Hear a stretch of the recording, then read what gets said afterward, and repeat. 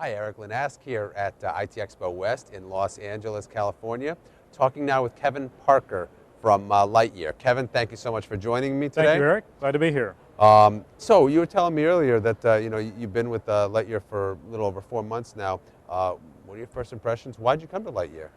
Yeah, that's right. I'm very, very new actually at Lightyear, and I've known Lightyear being in Louisville. I've been in Louisville for about 11 years now or so, and I knew about Lightyear for quite some time and knew about the reputation of Lightyear, but had actually ran into somebody, Steve Lockmuller, in a restaurant. I was doing some consulting work, and he came along and said, "Hey, I need to talk to you sometime." And lo and behold, we hooked back up again, and next thing you know, I was doing some consulting for Lightyear for a little bit, and then we went on to this position of Vice President of Sales. So it's been a real good thing, and real excited about it.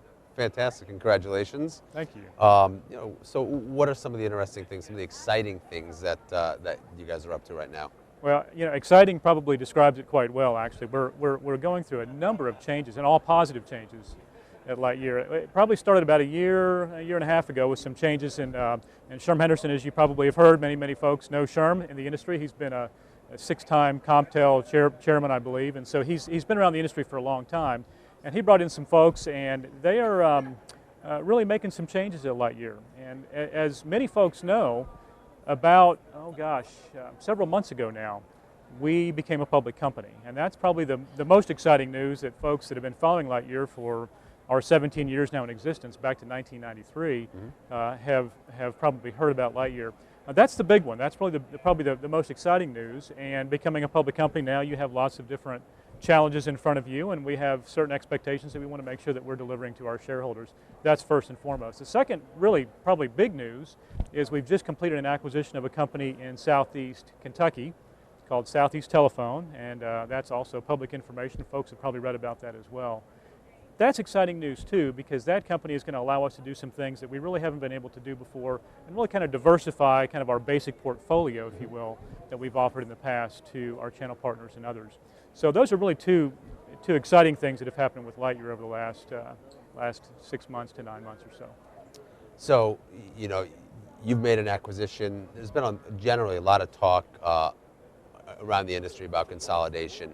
How much do you see the consolidation efforts continuing, both from your perspective and from a general industry outlook? Well, I will tell you first and foremost, we remain in acquisition mode, that being we are acquiring companies, and we're looking very, very seriously at some companies right now that would be a good match for Lightyear, and some of the things that we've done traditionally are going to allow us to kind of reach out and do some things differently.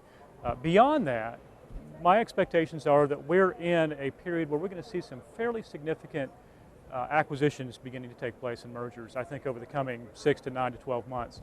The industry's, I think, poised for that, and if I were speculating, I'd say that you need to hold on to your hat. These acquisitions are really going to get cranking here soon.